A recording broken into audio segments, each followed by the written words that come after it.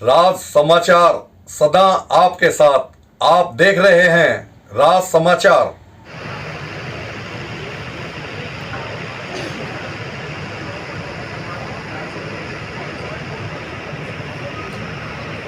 तो सांसद सामने सर, सामने। हाँ जी सर। अंतिम चरण में निर्धारित समय पर एक लिंक से ऐड हो जाएगा और फिर आप माननीय प्रधानमंत्री मोदी जी से आधारशिला शिलान्यास आज रखा जाएगा प्रधानमंत्री जी द्वारा। और करीब 500 ऐसे और काम हैं जिसमें अंडरपास हैं, आरओबी उस तरह की चीजें हैं जो इसके तहत की जाएंगी। बड़े सौभाग्य की बात है कि इस वर्ष का जो बजट जो पेश हुआ उसमें हरियाणा को बहुत अभूतपूर्व उसके अंदर एक धनराशि आवंटित की गई है। रेलवेज में करीब 2900 करोड़ 2900 करोड़ के आसपास की राशि जो है वो हरियाणा में जो रेलवेज का जो पूरा सारा स्ट्रक्चर है उसके लिए आवंटित किया गया है।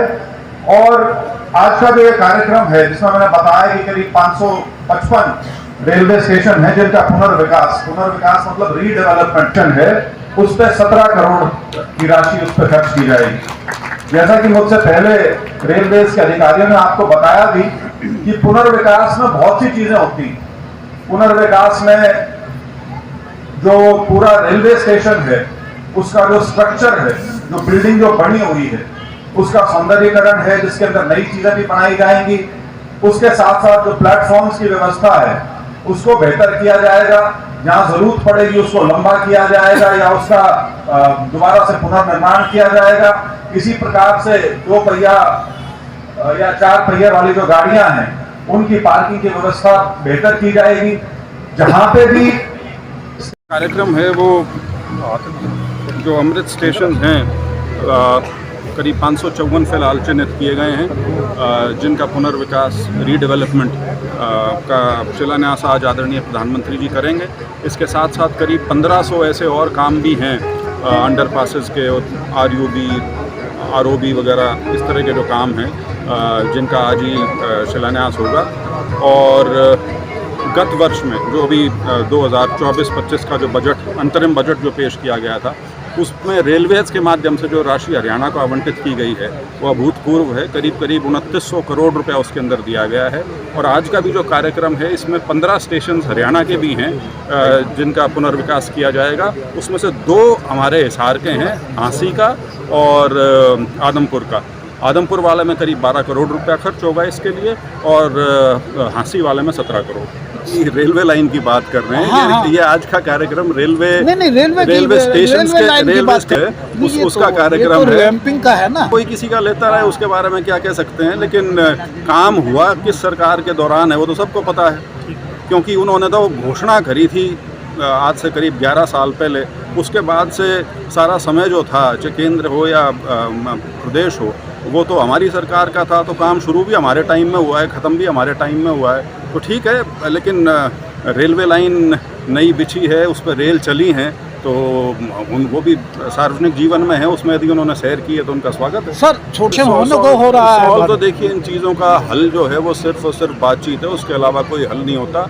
और मेरा हमेशा मानना ये है कि लोकतंत्र में किसी भी समस्या का हल जो है वो बिल्कुल एक्सट्रीम पोजीशन लेके नहीं हो सकता कि वो ये कहें कि हमारी सारी मानो और सरकार ये कहे हम तुम्हारी एक नहीं मानते। रास्ता तो कोई बीच का ही निकलता है। और जिस प्रकार से फ़िलहाल वार्ताओं का दौर चल रहा है, मुझे लगता है इससे ज़रूर कोई ना कोई हल निकलेगा, क्योंकि इस बार सरकार शुरू से ही एंगेज्ड है। जो किसान आंदोलन के जो लीडर्स हैं उससे शुरू से ही एंगेज्ड है। 4 या 5 राउंड की बातचीत उनके साथ हो भी चुकी है और मुझे लगता है कि इसका हल कुछ ना कुछ जल्दी 23 फसलों को नहीं पता जब अंदर बैठा जाता है तो उसमें क्या बातचीत होती है, कौन सी चीज़ें हैं जिस पर कौन सा पक्ष नरम पड़ता है या कोई रास्ता देने का सुझाव मिलता है। इसलिए मैंने कहा बातचीत।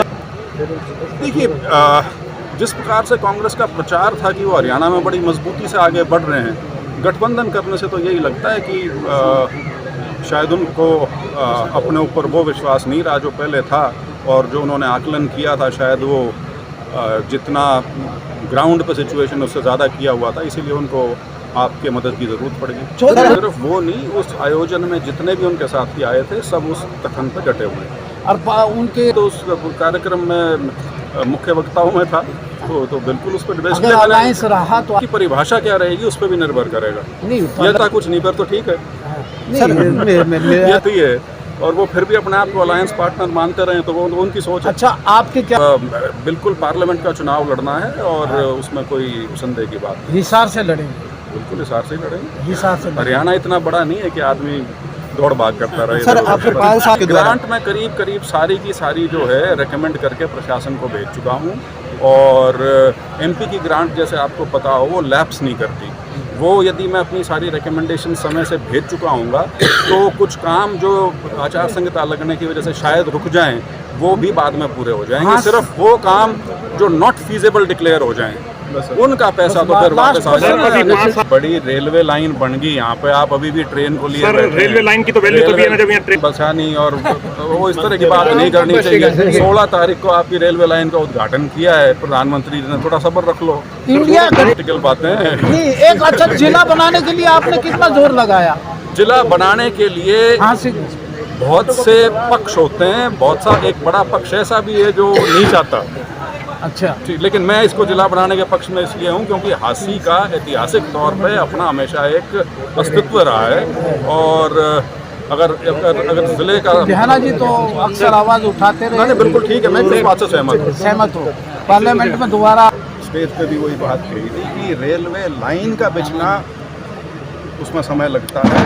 और ये जो आपने मुद्दा उठाया है ये मैं भी रेलवे मिनिस्टर के साथ पहले भी उठा चुका हूँ और पार्लियामेंट में भी मैंने इसका अपनी तरफ से प्रश्न वगैरह लगाया हुआ है। तो मुझे उम्मीद है चढ़ जाएगा सिर ये सर आरोप लगाते हैं कि हम आदिवासियों को हासिल रेलवे लाइन बनाने के टाइम कंज्यूमिंग होते हैं, लेकिन ये बड़ा एडवांस स्टेज पे है तो मुझे उम्मीद है जल्द शुरू हो जाएगा। सर, कुछ नहीं है जी, वो मैं तब मानता यदि जिनके पास ईडी जा रही थी और एजेंसीज जा रही थी उनको कोर्ट से राहत मिलती चली जाती है।